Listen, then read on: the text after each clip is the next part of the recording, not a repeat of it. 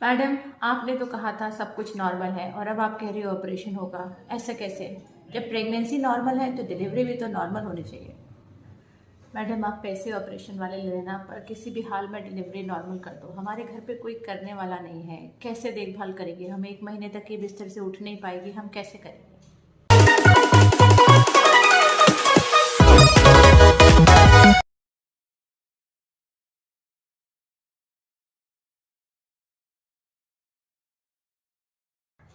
Hello friends, नमस्कार। कैसे हैं आप सब? मैं उम्मीद करती हूँ आप सब बहुत अच्छे हैं और अपनी सेहत का पूरा ध्यान रख रहे हैं। ओजस हेल्थ केयर में मेरी कोशिश होती है कुछ ऐसे छोटे और सिंपल हेल्थ टिप्स आपके साथ शेयर कर सकूं, जिससे आप अपनी हेल्थ का बेहतर ध्यान रख सकें। और यहाँ पर एक बहुत इंपॉर्टेंट डिस्क्लेमर मैं आपके साथ शेयर करना चाहूँगी कि ये जो एडवाइस है या ये जो भी जानकारी है, ये एक जनरल पर्सपेक्टिव से दी गई है। ज़्यादातर लोगों में ये लागू होती है, लेकिन कुछ स्पेशल केसेस हो सकते हैं जहाँ पर ये लागू नहीं हो। और अगर आपको अपनी पर्सनल हेल्थ से रिलेटेड कोई भी प्रॉब्लम है, तो कोई भी एडवाइस आप इंटरनेट से अगर यूज़ कर रहे हैं, सोशल मीडिया से अगर आप यूज़ कर रहे हैं, तो उसको ज़रूर अपने डॉक्टर से पहले वेरीफाई करिए। और एक मेडिकल कंसल्टेशन से अच्छा कोई भी सोल्यूशन नहीं है। एक अच्छे क्वालिफाइड मेडिकल कंसल्टेशन से अच्छा कोई भी सोल्यूशन नहीं है आपकी हेल्थ की सेफ्टी के लिए। और ये सारी जानकारी एक जनरल अवेयरनेस के पर्पज़ से आपके साथ शेयर की जा रही है। तो आइए शुरू करते हैं। और आज का टॉपिक है कि अगर प्रेगनेंसी नॉर्मल है तो डिलीवरी भी नॉर्मल होनी चाहिए। क्या ये सच है और इसके क्या फैक्ट्स हैं, इसके बारे में आज हम बात करेंगे। बहुत सारे ऐसे इंसिडेंसेस होते हैं जबकि पूरी प्रेगनेंसी थ्रू आउट बहुत अच्छे से कंटिन्यू हुई है, उसमें कोई भी कॉम्प्लिकेशन नहीं है, बच्चे का वेट अच्छा है, मदर की हेल्थ अच्छी है, मदर का हीमोग्लोबिन लेवल अच्छा है, बच्चे की पोजीशन नॉर्मल है, माँ का ब्लड प्रेशर नॉर्मल है और कोई भी कॉम्प्लिकेटिंग फैक्टर नहीं है। लेकिन जब डिलीवरी का टाइम आता है तो कभी कभी ऐसा हो सकता है कि सब कुछ अच्छा होने के बावजूद डिलीवरी नॉर्मल नहीं हो पा रही है। और ऐसा होने के कुछ मेजर कारण हो सकते हैं, जिसमें कि एक सबसे ज़्यादा कॉमन कारण है सेफेलोपेल्विक डिस्प्रोपोर्शन, या जिसको कि हम कहते हैं कि अगर बच्चे का जो हेड का साइज़ है और जो पेल्विस जिसके थ्रू बच्चे को नीचे जाना है, उसके साइज़ में अगर डिस्प्रोपोर्शन है, माने अगर हेड का साइज़ बड़ा है और पेल्विस का साइज़ छोटा है, तो ऐसे केसेस में एक बड़ी बॉल आप छोटे रिंग में से नहीं निकाल सकते हैं। तो ऐसे केसेस में डिलीवरी नॉर्मल नहीं हो पाएगी। लेकिन बच्चा नॉर्मल है, इसमें मदर भी नॉर्मल है, लेकिन डिलीवरी नॉर्मल नहीं हो सकती है। इसके अलावा कुछ और फैक्टर्स भी होते हैं जो कि नॉर्मल डिलीवरी में अड़चन पैदा कर सकते हैं, जिसमें कि कुछ कॉमन कॉजेज़ हैं कि अगर डिलीवरी के दौरान बच्चे का जो फीटल हार्ट है वो गड़बड़ा रहा है, यानी कि जो बच्चे के दिमाग को ऑक्सीजन लेवल जो मिलती है वो माँ के ब्लड से मिलती है, कॉर्ड के थ्रू बच्चे तक ब्लड फ्लो जाता है। अगर किसी वजह से माँ का ब्लड प्रेशर बाई चांस बढ़ा हुआ है, या प्रेगनेंसी 9 महीने या उससे ज़्यादा की ड्यूरेशन है, या कोई और कॉम्प्लिकेटिंग फैक्टर हो सकता है जिसकी वजह से बच्चे का ब्लड फ्लो अगर कम हो रहा है, तो जब पेन्स आते हैं उस दौरान बच्चे का ब्लड फ्लो और कम होता है, तो उस दौरान बच्चे का जो फीटल हार्ट है वो गड़बड़ा सकता है, बच्चे की हार्ट रेट ऊपर नीचे हो सकती है, और बच्चे के दिमाग की जो ऑक्सीजन सप्लाई है वो कम होने की वजह से बच्चा रिस्क पर हो सकता है।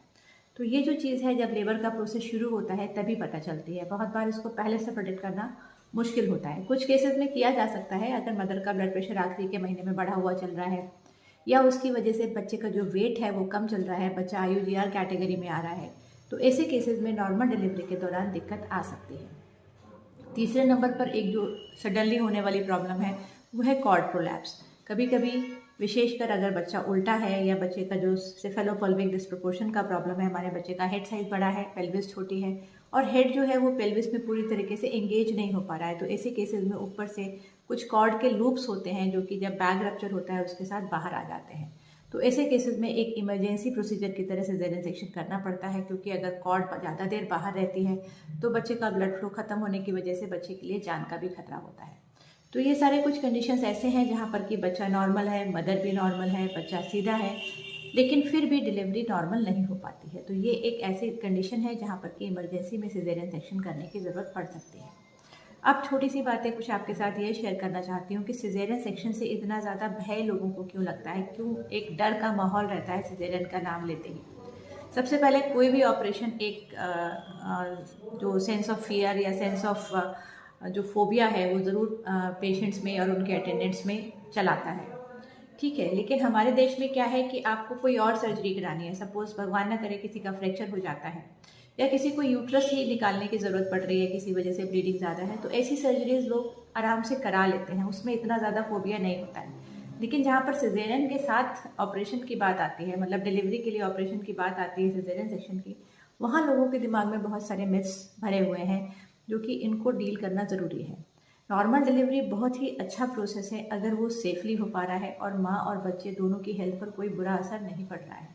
लेकिन कुछ केसेस में अगर हमें लगे कि नॉर्मल डिलीवरी संभव नहीं है, जैसा कि इस केस में है, सेफेलोपेल्विक डिस्प्रोपोर्शन है, बच्चा नहीं आएगा बाहर, तो हमारे पास कोई रास्ता नहीं होता है, नॉर्मल डिलीवरी नहीं करा सकते हैं। ऐसे ही जैसे कि अगर बच्चे का जो ब्लड फ्लो है वो कम हो रहा है, फीटल हार्ट गड़बड़ हो रहा है या कॉर्ड के लूप्स हैं वो बाहर आ रहे हैं, तो इन केसेस में सिजेरियन सेक्शन मैंडेटरी हो जाता है और कई बार इमरजेंसी हो जाता है। आपके पास बहुत ज़्यादा समय भी नहीं होता है सोचने के लिए। तो सिजेरियन डिलीवरी एक बहुत ही सेफ ऑपरेशन है, सबसे ज़्यादा किया जाने वाली सर्जरी है। तो इसके लिए जो एक दिमाग में एक डर और भय का माहौल है वो टोटली निराधार है, उसका कोई बेसिस नहीं है। बहुत बार लोग कहते हैं कि हमारे पास सिजेरियन के बाद केयर करने के लिए लोग नहीं हैं घर पर, हम अकेले 2 लोग हैं, कैसे करेंगे।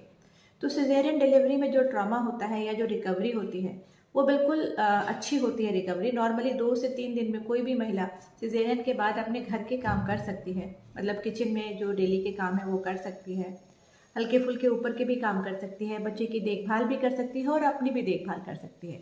तो ऐसे केसेस में सिजेरियन से डरने की कोई ज़रूरत नहीं है अगर सिजेरियन वाकई में ज़रूरी है। तो सिजेरियन सेक्शन एक बहुत ज़्यादा आमतौर पर किया जाने वाला सर्जरी है और इससे डरने की बिल्कुल ज़रूरत नहीं है।